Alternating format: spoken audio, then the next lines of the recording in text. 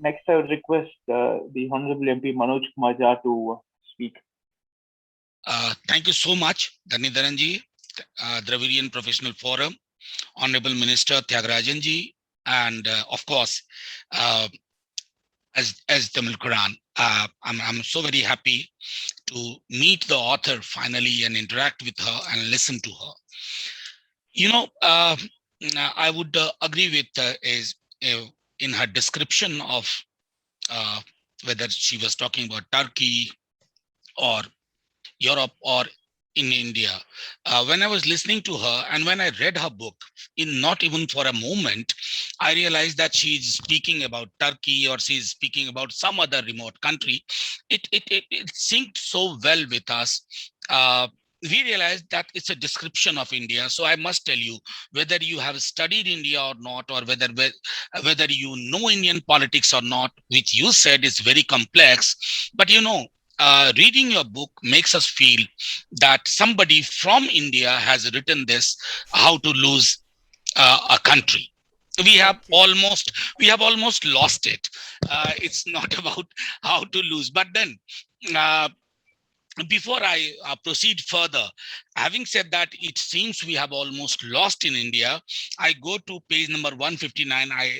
Your next book, Together 10 Choices, where you write all those dreams we had might not remain dreams after all, and one has to abandon cynicism to be prepared for those dreams to come true. So I started on a pessimistic note and then traveled a little bit.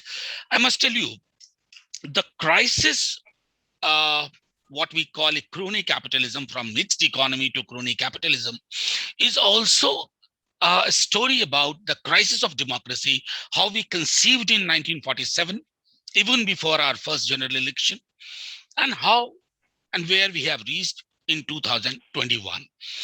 This journey, unfortunately, should have been a progressive journey. It started on a progressive note. We were a very poor country. We remain poor on very many parameters.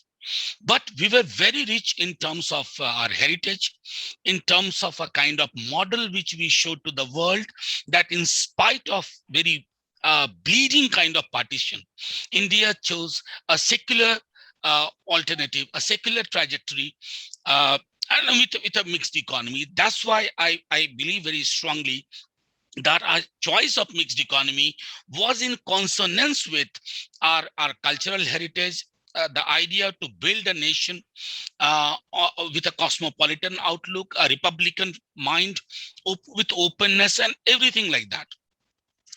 Uh, One of the inherent desire or design behind a mixed economy, opting for mixed economy model, in spite of the result of World War II. That's a very, very important point. In spite of the results of World War II, uh, our leaders, our policymakers decided to invest in public institutions. I mean, public institutions relating to health, public institutions relating to education, and the very idea of what you also said, and Honorable Minister said, justice. Our idea of liberty, equality, fraternity, all these three important things were seen through the lens of justice. Now, having said that, the current status of when we say we are in the, as Honorable Minister said, that there are three crony capitalists, we must remember that the genesis of crony capitalism, in our case, goes in hand with the genesis of, I would also choose the same word, the fascism we have, a fascist politics we have. The genesis, the trajectory, the life cycle is so very similar. I can't say who feeds whom, but it's a relationship where it's a mutual feeding between these two. Uh, uh, a fascist outlook of the regime and the presence of crony capitalism. Now, that also goes together with a very skewed sense of welfareism, which is in my opinion, in the opinion of very many in this country, which is not actually the idea of welfare what Jawaharlal Nehru ji had or Bhimrao Ambedkar had, or even I must tell you the source of committed welfareism is Tamil Nadu. Entire India learned from it, whether it is midday meal and things like that.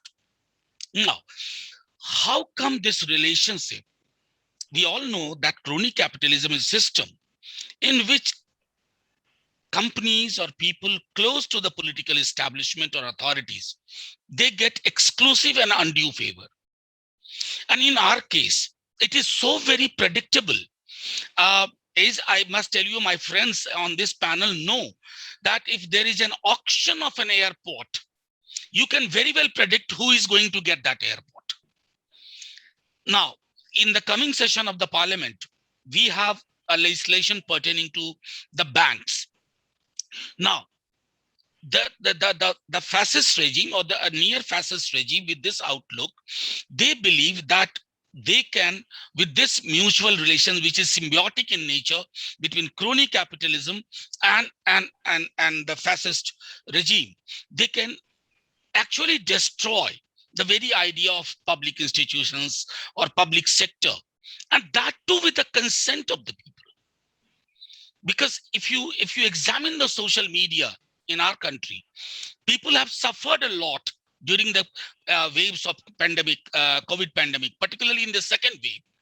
Yet at the same time, as you said in case of Turkey for Erdogan, similarly, you go, people will say, if not Modi, who? This language, if not Modi, who?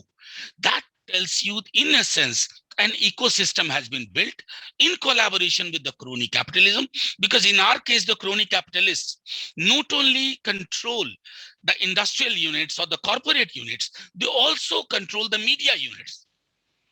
There's a huge, all our media outlets, which unfortunately we call mainstream media, mainstream media is in the hands of the crony capitalists. That's why the struggle appears little difficult. I'm very happy certain things have happened. And I congratulate Honorable Minister Tyagarajan.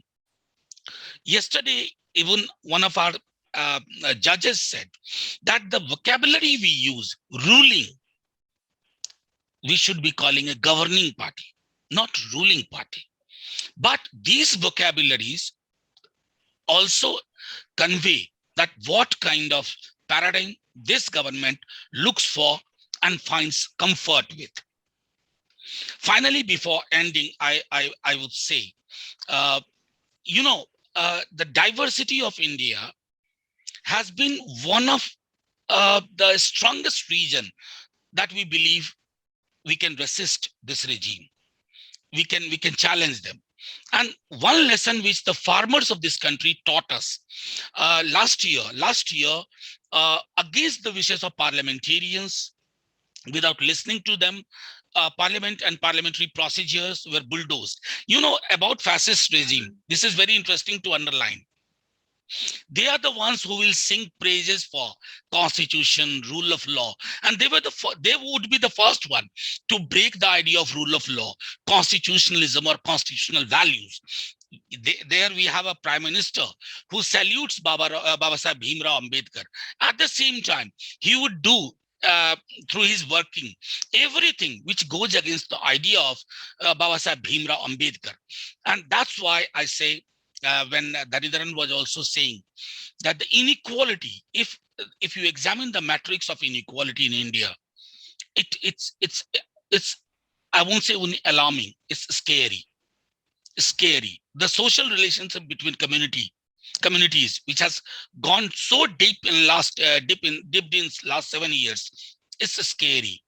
Yet the success of farmers' struggle have given us a message that democracy does not remain confined or is confined to only parliament or a state legislature.